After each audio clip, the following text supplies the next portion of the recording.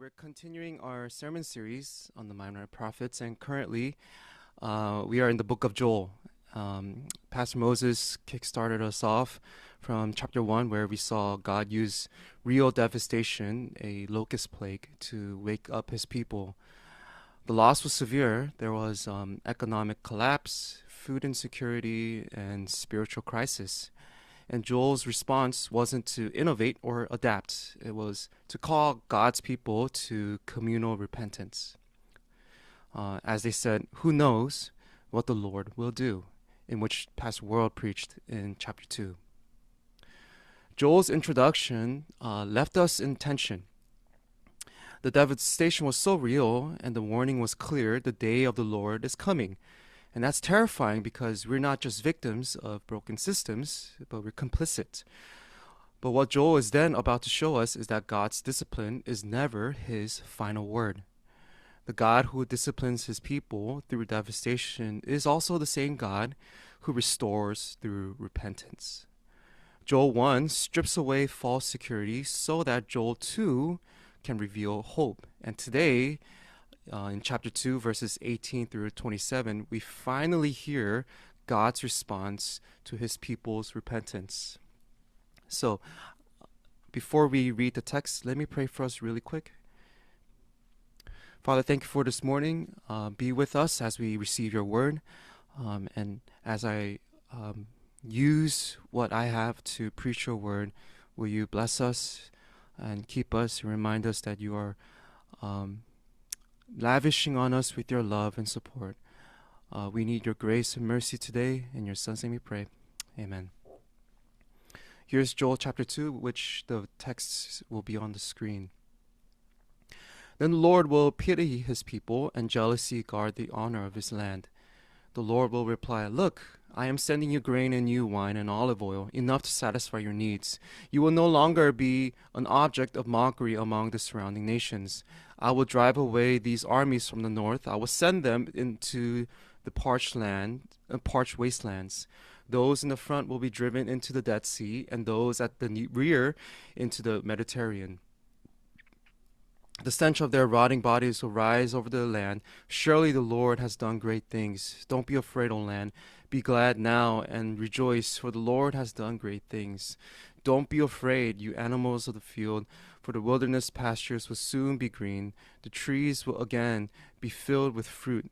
Fig trees and grapevines will be loaded down once more. Rejoice, you people of Jerusalem. Rejoice in the Lord your God, for the rain he sends demonstrates his faithfulness.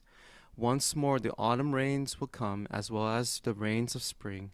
The threshing floors will again be piled high with grain, and the presses will overflow with new wine and olive oil."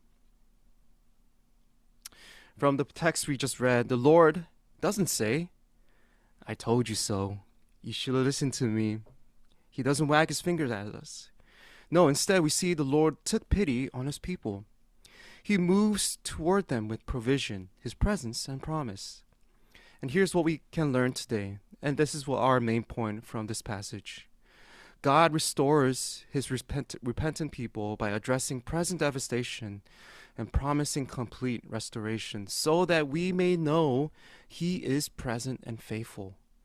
So we have 2 points from this passage. Point number 1, the Lord restores what was lost. And number 2, the Lord promises complete restoration. So point number 1, we just read, God is moved with compassion, and his jealousy isn't meant to describe his insecurity concerning the state of his people or land. Rather, jealousy is an attribute of God to communicate his protective passion, and he won't let them remain devastated because they are his people and they bear his name. He restores them by supplying their needs. In verse 18 we just read, he demonstrates his mercy by reversing the devastation. Produce will grow back again, rain will return again, and enemies will be driven away. He restores them by addressing their shame as well. They will no longer be an object of mockery by acting to uphold his own honor before the nations. And here's the beauty. He doesn't command them to restoration. Rather, he restores, then he commands. Notice the repetition in verses 21 to 23. Don't be afraid. Don't be afraid. We see that 21, 22, 23. Don't be afraid. Be glad. Rejoice. God doesn't just want his people to acknowledge his provision, but he also wants them to celebrate and enjoy those provisions. Because where joy and gladness had once perished, they are now restored. And when joy and gladness are restored, they testify to God's goodness. And here's what this text really implies. I tend to be pessimistic. When good things happen to me, my usual response is, okay, but what about this other problem that I have? What about my neighbors who aren't doing well? Or what about the next project or some crisis waiting around the corner? There's this constant unsettling burden that I have that comes across whenever I receive good things, whenever I receive blessings, or even whenever I receive compliments. It's hard to celebrate and enjoy it. And maybe you know this feeling too. You get good feedbacks from a project, a good health report, a job offer.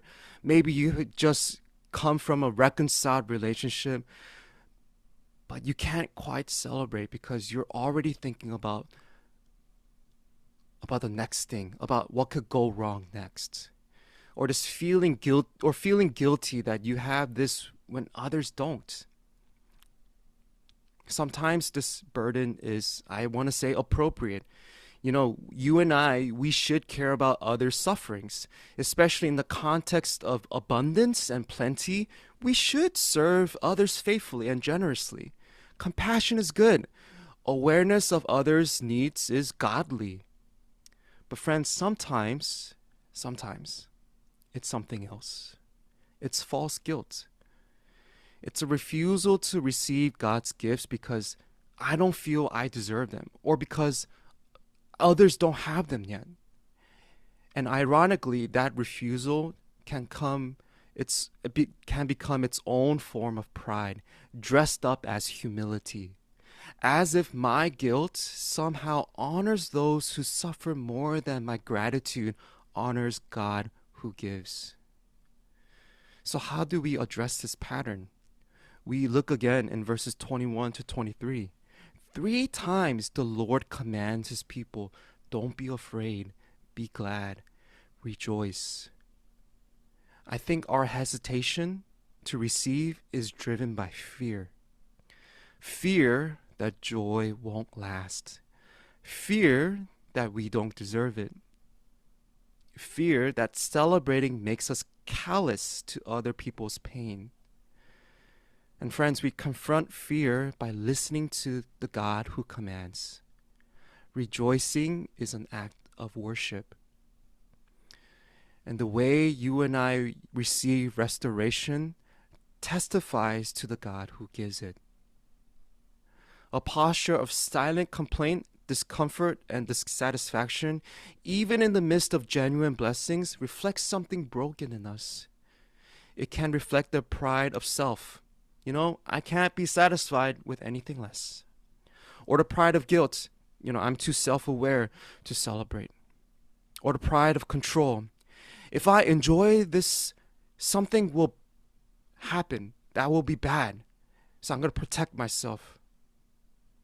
But a posture of humble joy and gladness honors God as the giver. Such a posture says, God, you are good, even when everything isn't perfect yet. You are faithful even when others are still waiting. What you give today is enough, even as I long for complete restoration someday. So friends, receiving God's restoration joyfully now isn't naive optimism. It's how you and I worship. It's trusting that God knows what he's doing. It's believing that his current gifts are real gifts. It's not a cruel setup for future disappointment. And this is so important for us to understand and embody. The recovery God gives us now, the grain, the wine, the rain, the relief, the blessings, isn't the end. Rather, it's a foretaste of an even greater blessing. And here comes point number 2. The Lord promises complete restoration to reveal his presence to us. Verse 25.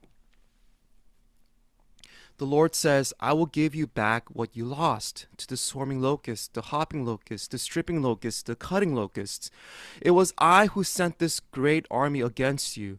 Once again, you will have all the food you want, and you will praise the Lord your God who does these miracles for you. Never again will my people be disgraced.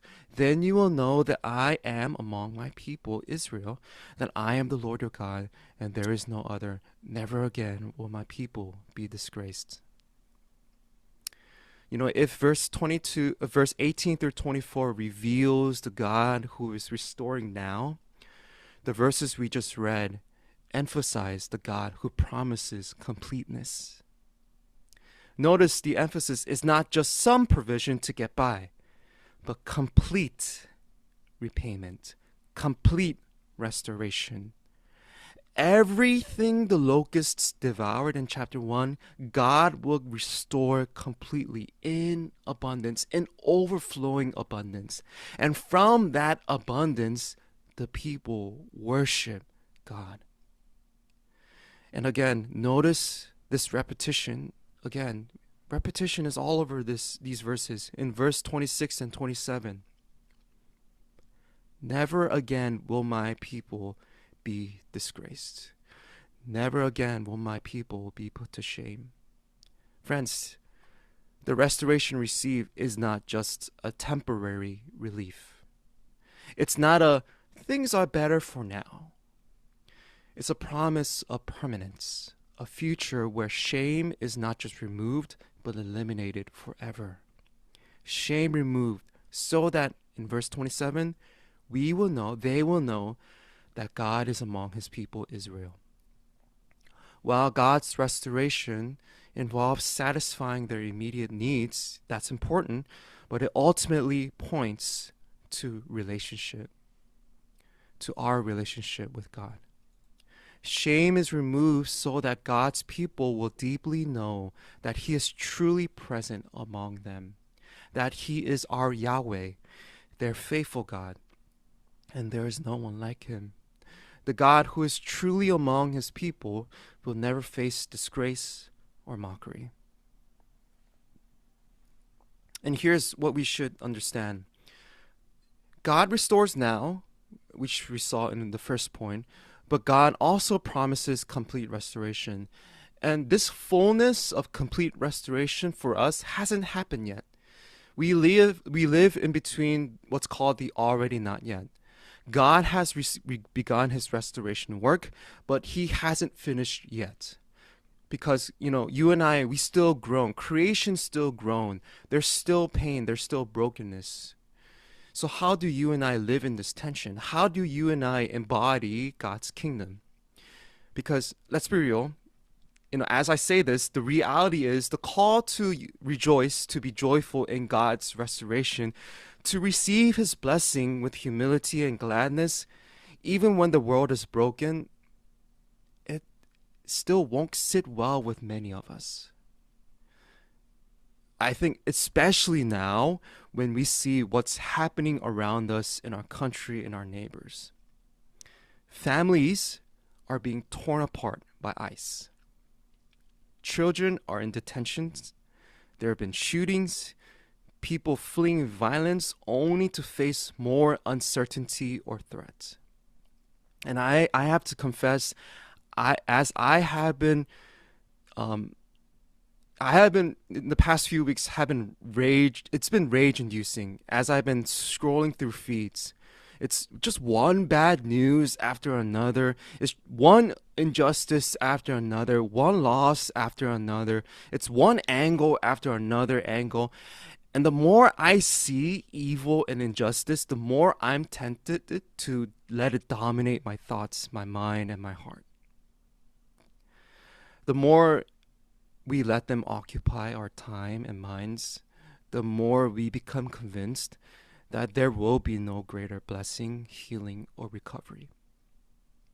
But listen to what this poet Jack Gilbert says in his poem, A Brief for the Defense. I shared this before, but I think it's appropriate to read this together again.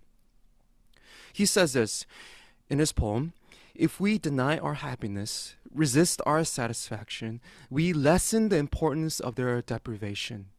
We must risk delight. We can do without pleasure, but not delight, not enjoyment. We must have the stubbornness to accept our gladness in the ruthless furnace of this world. To make injustice the only measure of our attention is to praise the devil. If the locomotive of the Lord runs us down, we should give thanks. The end had magnitude. We must admit there must be music despite everything. To make injustice the only measure of our intention is to praise the devil. When you and I refuse to rejoice, or when we cannot celebrate any restoration because not everyone is restored yet, we may be denying the very hope we're called to proclaim. Our joy in God's partial restoration now testifies to his promise of complete restoration then. The way you and I feast is a witness to others even while others are fasting, because we're proclaiming the God who has begun restoration will finish it. Jesus will come back, and when he does, never again will God's people will be disgraced. Never again will there be tears, death, or pain. Justice and joy are not at opposite ends. We hold both because of the already not yet. We have a foretaste of God's kingdom now in answered prayers, daily provisions, healed relationships, and with the church. This taste gives us hope to work toward the day when the kingdom comes in fullness. We risk delight because we know the end of our hope is in Jesus. We accept gladness in the ruthless furnace of this world because we're testifying to the God who will make all things new. We know this promise is sure because of Jesus Christ. Joel's two-part promise of restoration now and complete restoration finds its fulfillment in Jesus Christ. In his first coming, which we celebrated through Advent, Jesus began God's restoration work. Through his earthly ministry, his suffering, his death, his resurrection, he addressed our present devastation, something far greater than any locust plague. He addressed sin. And in him our sins are forgiven, our shame is truly removed, and we're reconciled to God. Like the grain and wine Joel promised, Jesus gives us real, tangible restoration today. In fact, he gives us reminders. He offers his own body, his own blood. The bread and cup we share in communion weekly are a foretaste of a greater feast. From point one, because of Jesus' death and resurrection, we can truly receive God's present blessings joyfully because our joy is rooted in Christ's finished work. When we celebrate, feast, and rejoice, we're testifying that Jesus has already defeated sin and death. And in his second coming, Jesus will complete what he started, and truly, we won't ever have to be afraid. He is making everything new. Because Jesus is coming again, we can hope in complete restoration confidently. The injustice we see now, the suffering that remains now, the brokenness not yet healed now, they will not have the final word. Jesus does. And this is how this is how we can hold both celebration and lament, both feasting and fasting, both joy and justice. We rejoice in what Jesus has already done and will complete. And until then, we faithfully labor and long for what he will do when he returns. So friends, God restores his repentant people by addressing present devastation and promising complete restoration so that we may know, that Jesus Christ is present and faithful. Amen. Let's pray. Father, we ask that yes, the promise of future restoration will come. But right now, we also ask for partial restoration.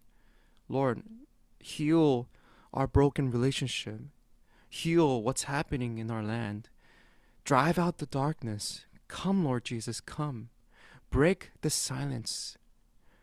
Restore us. Restore us from shame. Address us, Lord. We don't want to be objects of mockery, but uphold your own honor before us. We want to acknowledge that we tend to be fickle. We tend to be afraid. We are naturally prone to fear. And naturally, we are prone to this idea that nothing good will happen to us. We are more pessimistic than we are able to hold on to. But Lord, help us look forward to Jesus. Help us to see how the Spirit intercedes on our behalf by addressing the present devastation in ways that are secret, that are in secret, but ways that points us to our broken relationship with you, that points us that you restored them in Jesus by your blood. So Lord, while it may be difficult, help us to hold on to this tension by celebrating what we have now, celebrating as best as we can, so that we testify and witness to the greater restoration in Christ. So Lord, be with us for the rest of today. Have compassion on us and help us to be moved by your mercy and moved by your presence. In your Son's name we pray. Amen.